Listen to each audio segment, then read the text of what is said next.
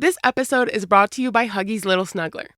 Huggies is the only leading brand with all-around blowout protection for sizes 1 and 2. All my parents out there know that there is nothing worse than a blowout. Within days of switching to Huggies Little Snugglers, I noticed my anxiety around diaper changes decrease exponentially.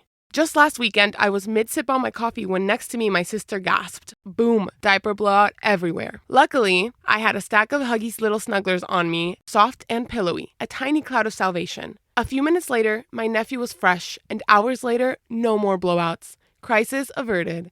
You shouldn't have to live your life worrying about how you'll deal with the next inevitable blowout. Ease your blowout anxiety by switching to Huggies Little Snugglers. Huggies Little Snugglers are up to 100% leak-proof with blowout protection in the front and back on sizes 1 and 2, so you can feel confident relying on them for your little ones. Huggies Little Snugglers, now with blowout protection in every direction, sizes 1 and 2. Huggies, we got you, baby. Hola, it's Rachel from Wait Que, your Spanglish podcast de confianza. When we started this podcast, I had no idea how much work went into it. Recording, editing, designing logos, managing socials. Each day brought a new challenge. Starting something from scratch is exciting, pero it can also be very overwhelming. That's why I wish I had something like Shopify back then. Shopify is the commerce platform behind millions of businesses around the world, and it's also perfect for anyone getting started. Build your online store with Shopify's professional templates and let their AI tools help write descriptions, polish photos, and generate headlines. Shopify's got your back with inventory, shipping, returns, and all the not-so-glamorous parts of running a business. If you're ready to sell, you're ready for Shopify. Turn your big business idea into with Shopify on your site. Sign up for your $1 per month trial and start selling today at shopify.com/sonoro. Go to shopify.com/sonoro for more information.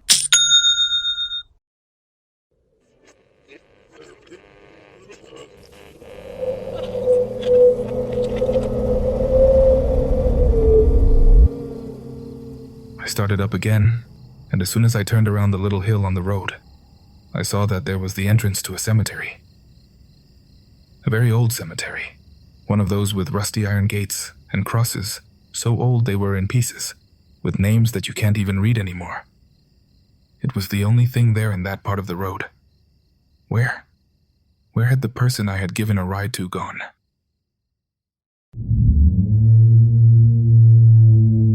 Very good evening, community. We thank you from the bottom of our hearts for being here again and being ready and prepared to witness that the paranormal is much closer to us than we believe. I especially thank the people who have trusted us by sending their stories, and I remind you that if you have sent yours and they haven't appeared yet, don't despair. But for now, it's time to let ourselves go, to turn off the light if you can do it, and leave out all the problems you have, all the pending matters, because for a few minutes they will cease to exist. You are now entering Tales of the Night.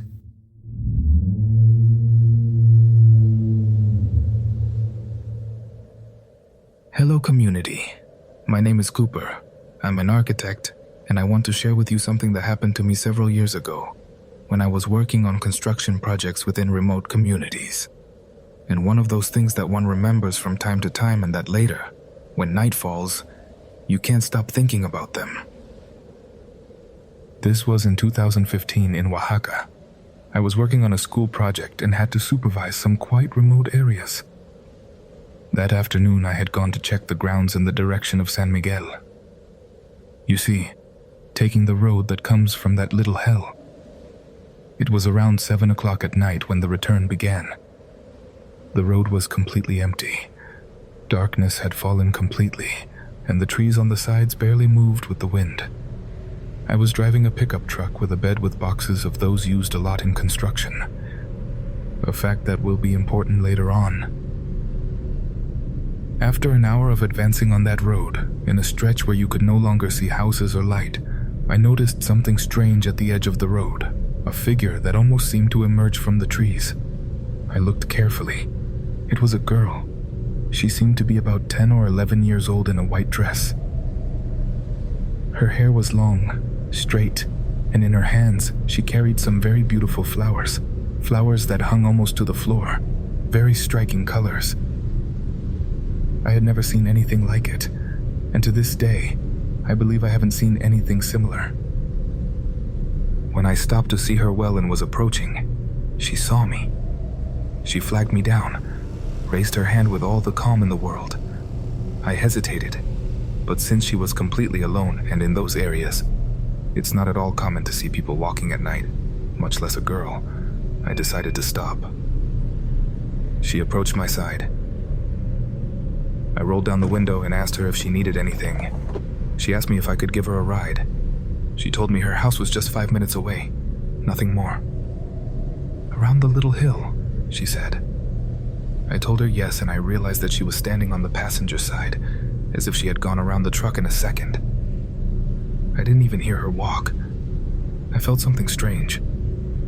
So I told her that if I picked her up, she should go in the back in the bed, and when she wanted to get off, just knock on the roof of the cabin, and I would stop. So we continued. I was watching the road, half checking the rearview mirror, although it was so dark that I could barely make out anything back there. A few minutes passed, and suddenly I heard some little knocks on the roof. As I said, I rolled down the right side window and asked her if she was sure she wanted to get off there. And it was pure hill. You couldn't see a single light, not even a path. She told me yes, that her house was right behind the little hill and that from there she could continue walking. Before she left, I asked her if I could buy one of those flowers she was carrying, that I wanted to take one to my daughter. They were very beautiful, and I repeat, very different. She just looked at me and told me no, that those flowers were to decorate her house. And she went walking into the brush and darkness. I started up again, and when I turned around the little hill on the road, I saw that there was the entrance to a cemetery. A very old cemetery. One of those with rusty iron gates and crosses so old they were in pieces, with names that you can't even read anymore. It was the only thing there in that part of the road. I felt my back go cold. I kept driving, but I couldn't shake the feeling that something very strange had happened. A few days later, an authority from the town came to my office to review some progress on the project. We were talking, and I decided to tell him what had happened to me. When I described the girl with the flowers, he went quiet. He asked me if I hadn't been frightened, if nothing had happened to me, because according to him, what I saw was not good. What I saw was not alive. He told me that there, in that cemetery, a girl was buried who had died under tragic circumstances. That since then, from time to time, someone would see her asking for help on the road, and that according to what was told, those who let her get in ended up having accidents. I stayed quiet. I didn't know what to say to him anymore. What I wonder, community, is what would have happened if I had opened the passenger door for her. If she had given me one of those flowers, or if I simply hadn't stopped. Because maybe they're just things that are told, and in reality the accidents happen to those who decide to ignore her and leave her there to her fate. In the darkness of the night. What would you do if you encountered her?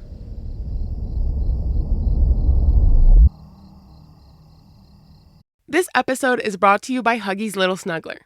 Huggies is the only leading brand with all-around blowout protection for sizes 1 and 2. All my parents out there know that there is nothing worse than a blowout. Within days of switching to Huggies Little Snugglers, I noticed my anxiety around diaper changes decrease exponentially.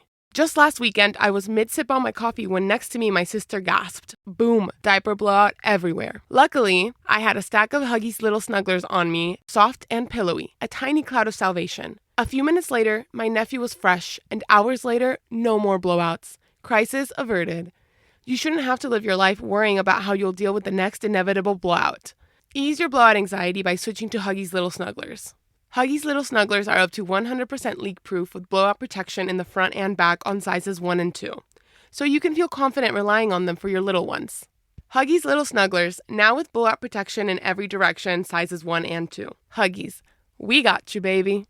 Hola, it's Rachel from Wait Que, your Spanglish podcast de confianza. When we started this podcast, I had no idea how much work went into it. Recording, editing, designing logos, managing socials. Each day brought a new challenge. Starting something from scratch is exciting, pero it can also be very overwhelming. That's why I wish I had something like Shopify back then. Shopify is the commerce platform behind millions of businesses around the world, and it's also perfect for anyone getting started. Build your online store with Shopify's professional templates, and let their AI tools help write descriptions, polish photos, and generate headlines. Shopify's got your back with inventory, shipping, returns, and all the not-so-glamorous parts of running a business. If you're ready to sell, you're ready for Shopify. Turn your big business idea into with Shopify on your site. Sign up for your $1 per month trial and start selling today at shopify.com/sonoro. Go to shopify.com/sonoro for more information. Very good evening, community. My name is Arturo Gutierrez. And what I'm going to tell you has been spinning in my head for years, since I was a child. But now that I'm over 40, is when it's hardest for me to understand it, even accept it. This happened in a house between the limits of the state of Mexico and Hidalgo, in a small town surrounded by hills. Those places where the darkness of night is complete, and you can see skies full of stars, and where ancient stories of lights floating in the hill, of shadows, of witches are still told. There are many, many stories of witches there, but what is most told in my family is what happened to my Uncle Mario. I was about 8 years old when he came to stay a few days with my grandparents. He said he needed a rest, that he wanted to clear his mind. I remember he arrived quietly, with a backpack, and from the first moment he seemed strange, like absent. My grandparents thought something had happened to him, but that he didn't dare tell them, so they gave him time. They gave him his space. He spent the days walking around the surroundings without saying much. He would sit on the sidewalk in front of the house, as if waiting for something. At night he ate little and went to bed early, and no one wanted to pressure him. They told me not to ask questions, to leave him alone, until one dawn he simply wasn't there anymore. It was my grandfather who noticed. The bed was made. The room door was open, but he wasn't anywhere to be found. They went out to look for him. There was no noise, no neighbors awake, and shortly after, a man from the town told them he had seen him going up the hill alone, without a jacket, as if not caring about the damn cold it was making. So they went up to look for him. They shouted his name. They searched for days, but he never returned. We never knew more. That disappearance was a tremendous blow to the family. Not having answers, not a clue, a letter, nothing. And what if something had happened to him? We didn't even have a body to cry over. That's the worst thing that can happen to you. The room remained closed. My grandmother never stopped waiting for him. 30 years passed. I grew up. I went to work in Pachuca and only returned to the town from time to time. But recently all this came back. Suddenly. It was an acquaintance from the town who said it. A trustworthy man. A lifelong friend of my grandfather. He had gone up the hill for firewood with his great-grandson. They were already coming down when turning around a path. They saw someone sitting on a stone. A man alone. The man offered him help, but the man told him no. That he lived there. Just up there, on the hill. That he was just resting for a moment. The man kept looking at him. Something about him seemed very, very familiar.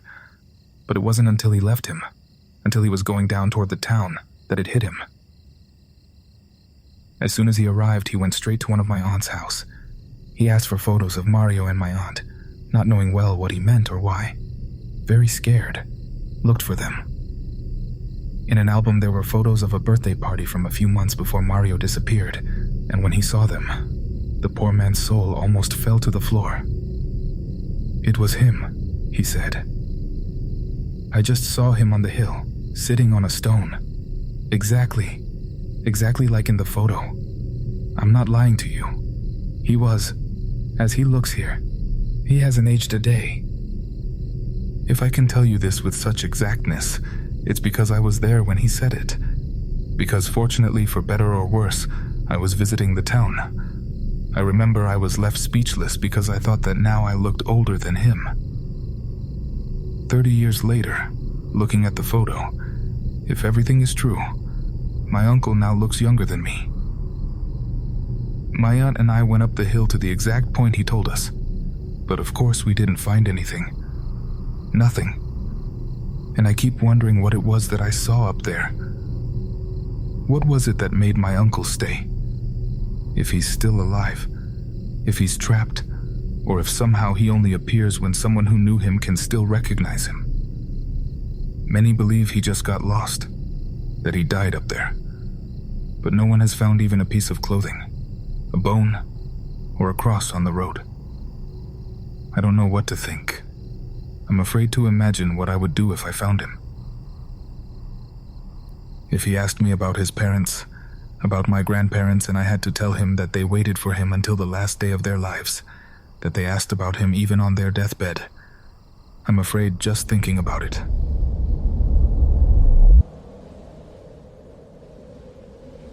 Very good evening, community. My name is Mariana Arellano, and I send you a big greeting.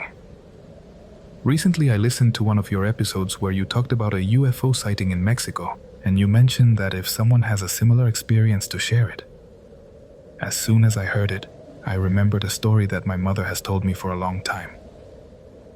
It's a very present memory in my life, because she didn't just share it with me as an anecdote, but as something real that marked her deeply. And most importantly, she didn't experience it alone. This is something that happened to her when she was a child. And that to this day, more than 30 years later, she still tells the same way, without changing a single word. It wasn't a dream, nor a joke. It was something real. Something that she and several other children saw with their own eyes. This occurred in La Rinconada, Michoacán, a small town that's very close to Zamora. It was any afternoon. My mother was about 10 years old. She was on the street, as always, with her friends and neighbors playing. Nothing out of the ordinary.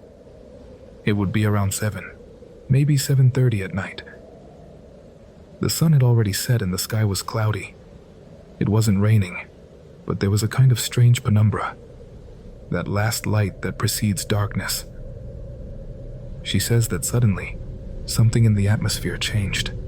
She describes it like this, as if everyone at the same time had felt they should look at the sky. And when they did, there it was, an enormous object. It was floating right above them, not very high, maybe about 50 meters from the ground. It was a saucer like those seen in old movies, silver, with lights that spun around. It didn't make noise, or at least not a loud noise, but its mere presence was something that was felt. She says it was a sudden fear, dry, pure. And of course everyone ran. They scattered through the street. Some ran into their houses and others hid behind walls, behind trees. Each one as they could. 1 or 2 minutes later, when they had calmed down a bit, they dared to look again, and the object was no longer right above. It had moved. It was floating farther away toward the end of the street. And then it simply left. It vanished among the trees, among some very tall pines that were there. There were no explosions. There were no strange lights. It just disappeared.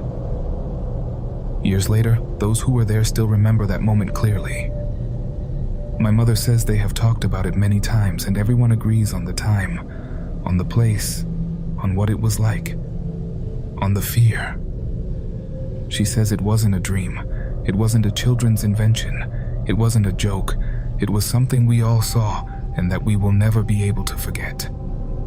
And although it was never spoken about officially again, although no one else in the town wanted to touch the subject seriously, they Those who were on that street that afternoon know perfectly well what they saw. And they are sure that that was nothing from this world. My mother thanks you for this space where stories that sound impossible but sometimes resonate with people who have had a similar experience can be told.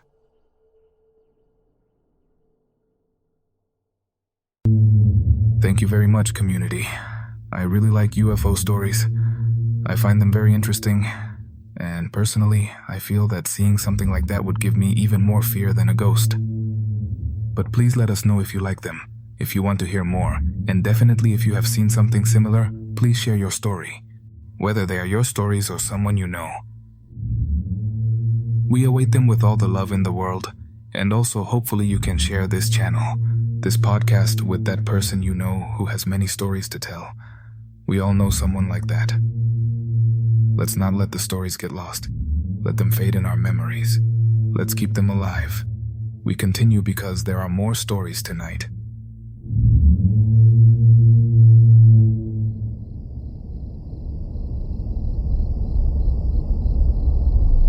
How are you, community? Good evening. I've been a listener of your channel for a long time. Thanks to a cousin I really appreciate, who in fact is named like you, Uriel. Since he recommended it to me, I listen to it whenever I have time. I didn't dare send you my story because I was afraid you wouldn't upload it, but I decided to do it anyway, and if it gets published, I want to send greetings to my cousin, your namesake, and to all the Tales of the Night community. A big hug, and may God protect you in one more night of this warm space. Since I was a child, I've been very interested in paranormal topics, and several strange things have happened to me, but there's one in particular that my family and close friends know. That's the one I always tell because I consider it the most incredible and most terrifying thing that has happened to me, especially because of the age I was when it began. I live in the port of Veracruz, although I'm not originally from here because of my parents' work. We've been living in this city for 12 years now. Before that, we lived in one of my grandfather's houses. He lives in Mexico City, but he lent it to us when we arrived in Veracruz. It's located in a neighborhood that many locals know because it floods quite a bit. Since we arrived there, the neighborhood was already somewhat abandoned, and now that I write this, I think it might be important.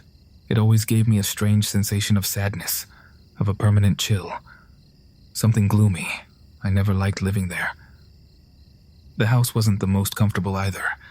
It had flooded once. The furniture and walls smelled of humidity, and that never went away. The two houses that bordered ours were also abandoned.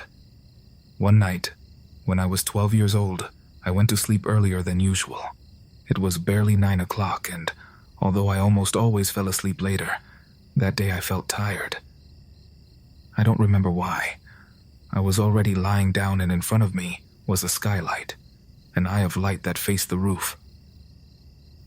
I don't know how you know them, but it was one of those that looked like a small elongated patio with windows that go from the floor to almost the ceiling. I closed my eyes but couldn't fall asleep. In one of those I opened them, and that's when I saw two bright points, very clear, as if they were stars. They were aligned in the sky, but then I remembered that from that skylight you couldn't see the stars. That's when my eyes became more sensitive to the darkness, and I noticed the silhouette. A humanoid figure, tall, very strange. You could only see from the shoulders up. The head was triangular, but pointing downward. I don't know how to explain it well, but the points weren't very marked. It was still. It just looked at me. I couldn't move. I felt completely frozen. In a blink, I stopped seeing it. I was grateful that I was dreaming. That's what I thought. I had to have been dreaming. But the worst hadn't happened yet. In that house, we had a long hallway with motion sensors that turned on the lights. Out of the corner of my eye, I noticed that the light closest to my room turned on, and at the same time, I heard footsteps, firm steps that were approaching. The only thing I could do was close my eyes, squeeze them shut. I was afraid that something was already outside, that it knew I was awake. When the door opened, it let in a lot of cold, but it was nothing compared to how cold I felt at my feet. 2 large, cold hands grabbed me. They grabbed me by the feet and with a single pull took me to the edge of the bed to leave me sitting. I couldn't scream, nor speak. I opened my eyes. There was nothing there anymore. At least I couldn't see anything in the darkness. I turned my face toward the skylight. There was nothing there either. Whatever that thing was, it had disappeared. That night, of course, I didn't sleep at all. Over time, I told my friends. With some shame, of course. I described it to them as a strange dream I had had, like having opened my eyes when I wasn't fully awake yet. Because of how particular that apparition was, the response they gave me seemed very strange. Some of them, with much incredulity, told me they had also seen it. And you don't know the relief I felt, because at least that made me feel I wasn't crazy. Years later, one of my best friends, Rodrigo, and I saw it again in another context, in another way, but no less terrifying. We were on the roof of the same house, drinking some beers and talking, when we saw a silhouette in the darkness a few houses away on the roof. Although it was barely distinguishable, the 2 points, those eyes were clear. Soon, it crouched down and we lost sight of it. It was very briefly, but we both saw it, and as soon as it crouched down, we went down quickly. We didn't say anything, but we knew it was the same thing, that we had seen it again.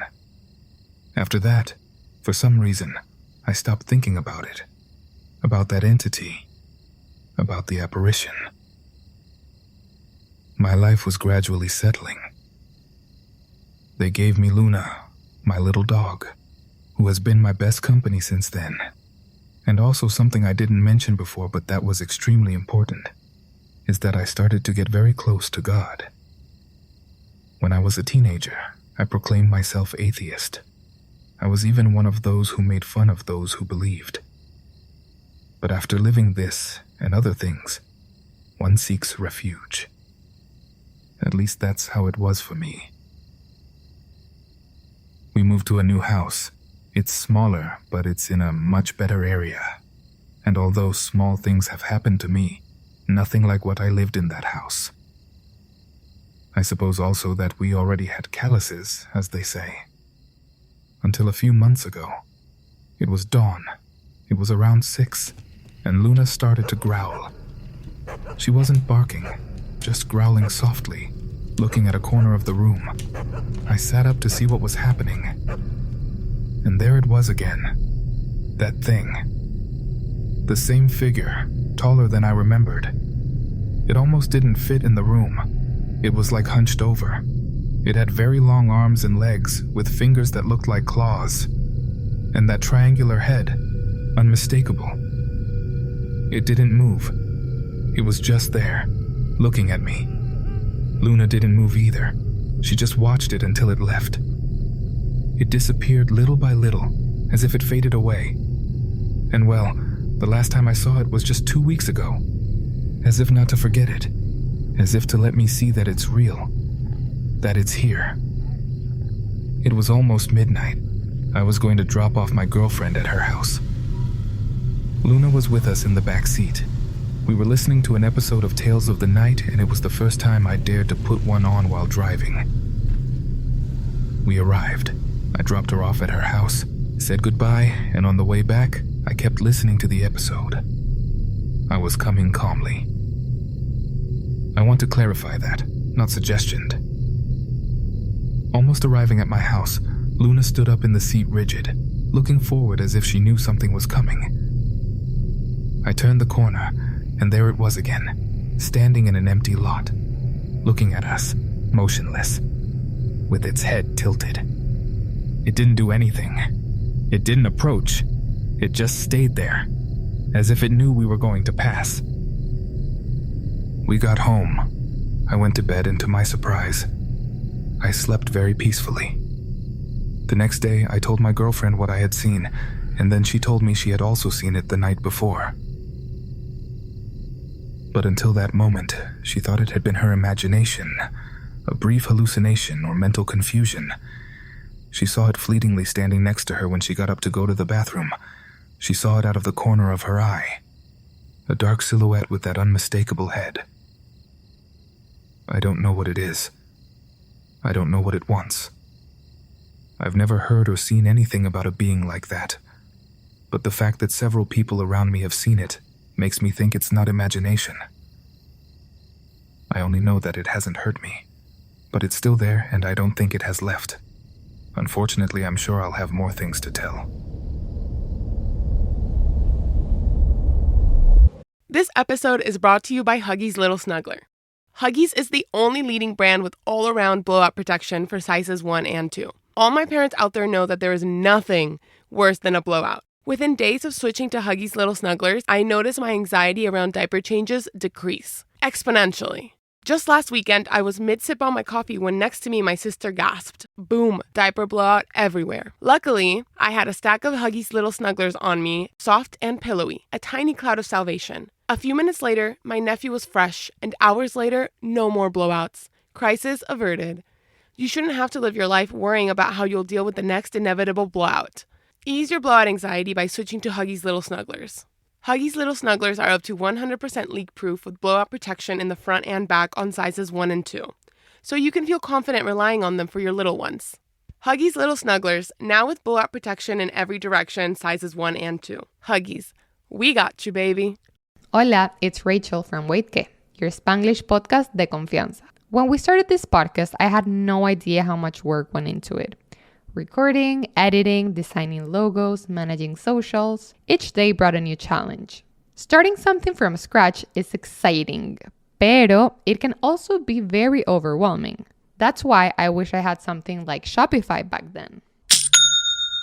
Shopify is the commerce platform behind millions of businesses around the world, and it's also perfect for anyone getting started. Build your online store with Shopify's professional templates and let their AI tools help write descriptions, polish photos, and generate headlines.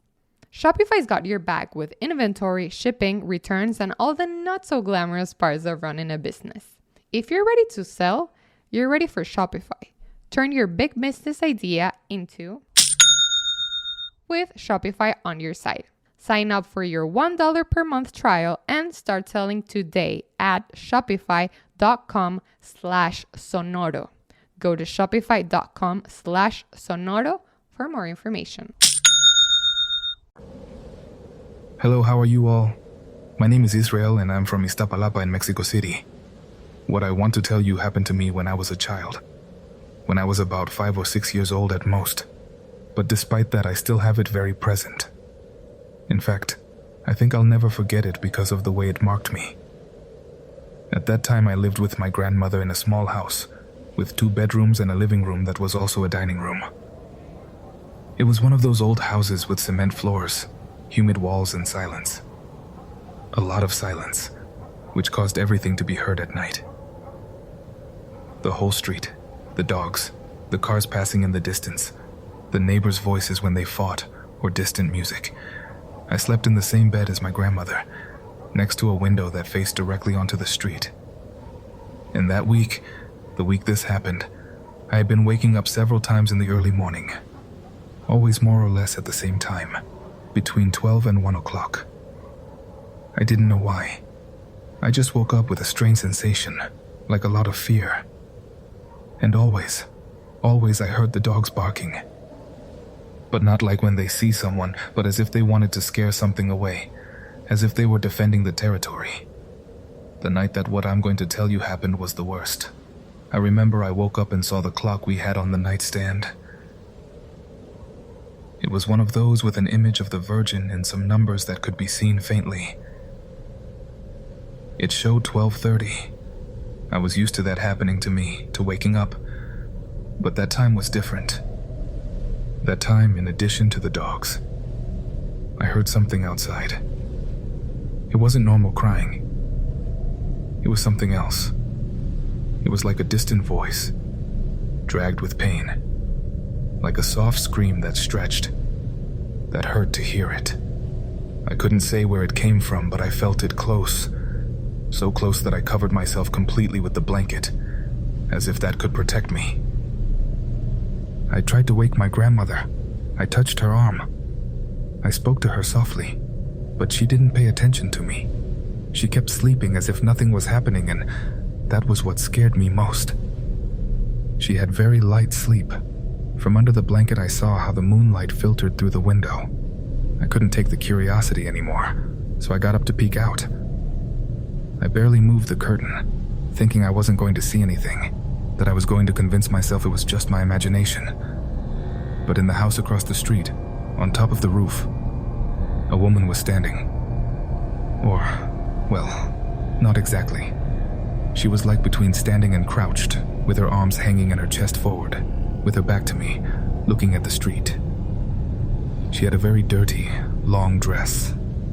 It reached her to where her feet should be, but you couldn't see her stepping on anything and paying attention. She didn't seem to be stepping on anything, and her hair was very long, black, and I believed it reached the end of her back. Nothing in her moved. She moved. It was as if the image was frozen, and that gave me a fear I don't know how to explain. I felt that at any moment she was going to turn around and see me, so I lay down and covered myself again. I got under the blankets, closed my eyes, and started praying. The only thing that came out was the Hail Mary, and I repeated it over and over. Then I remembered the Our Father, and like that, without stopping, I prayed until my throat hurt. I don't know how much time passed, but at some point the dog stopped barking. Everything became silent. With great fear, I looked out again, and blessed be God, there was nothing there anymore.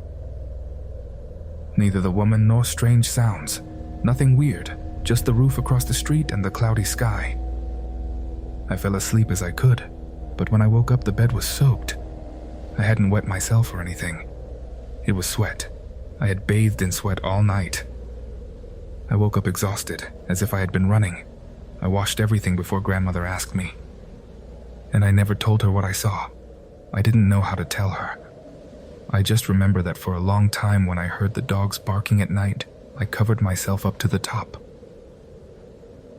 To this day, I still don't know what it was, but they say that's how she appears. That she doesn't always cry. That just by seeing her you know who she is. And if they asked me, if I had to bet what it was I saw that night, I would say that night I saw La Llorona.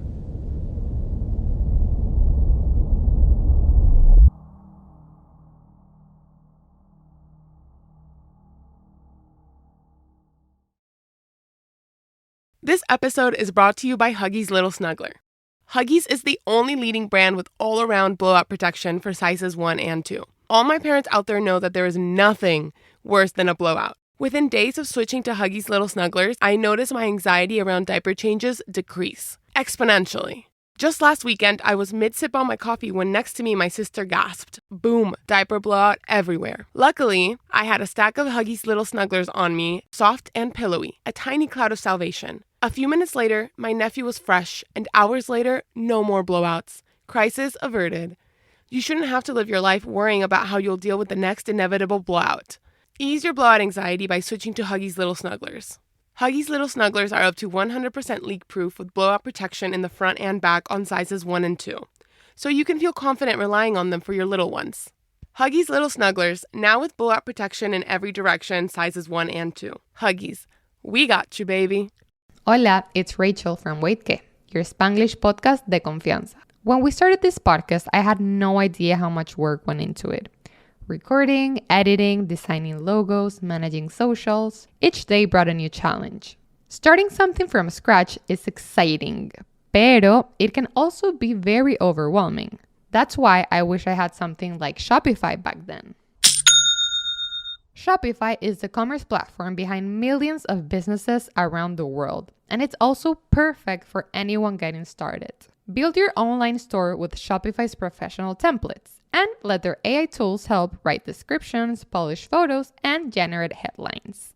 Shopify's got your back with inventory, shipping, returns, and all the not-so-glamorous parts of running a business.